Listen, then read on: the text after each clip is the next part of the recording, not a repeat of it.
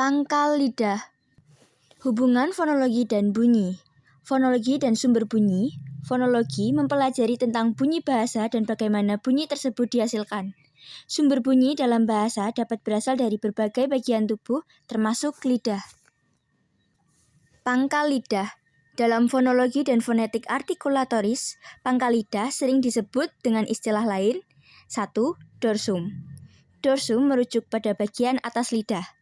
Yang kedua, bagian belakang lidah. Ini adalah istilah umum dalam bahasa Indonesia untuk menyebut pangkal lidah dan sering digunakan dalam penjelasan tempat artikulasi seperti konsonan velar, konsonan uvular. Lidah. Dalam lidah terdapat pangkal lidah yang menjadi bagian utama pembentukan bahasa di mulut. Bunyi yang dihasilkan dari pangkal lidah disebut dengan bunyi velar atau bunyi uvular. Bunyi velar atau langit-langit lunak. Bagian velar adalah bunyi yang dihasilkan dari velum atau bagian belakang langit-langit mulut. Organ yang terlibat saat menghasilkan bunyi adalah bagian belakang lidah menyentuh velum. Contoh huruf K, G, eng. Contoh kata kita, gabah, ngantuk, angkat. Yang kedua, bunyi uvular. Bagian uvular adalah bunyi yang dihasilkan dari bagian kecil yang menggantung di belakang langit-langit mulut.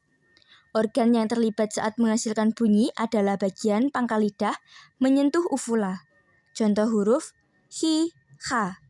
Contoh kata Quran, hammer.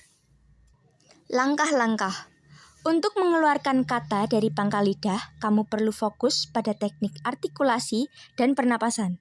Berikut beberapa langkah yang bisa membantu. Pertama, posisi lidah. Cobalah untuk menempatkan lidah di bagian belakang mulut, dekat dengan pangkal lidah. Posisikan lidah sehingga tidak terlalu terangkat ke langit-langit mulut dan tidak terlalu menekan gigi. Yang kedua, pernapasan. Bernafas dengan tenang dan teratur. Usahakan untuk tidak menahan nafas saat berbicara, karena ini bisa mengganggu pengucapan kata.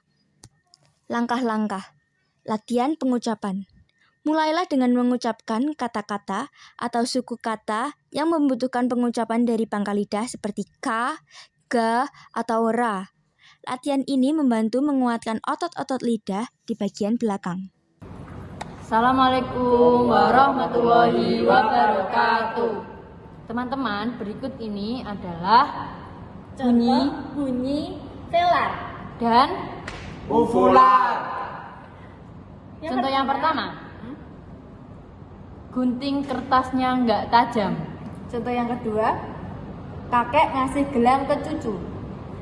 Contoh yang ketiga, ngiler gara-gara gulai kambing. Contoh yang keempat, kucingnya ngumpet di gang.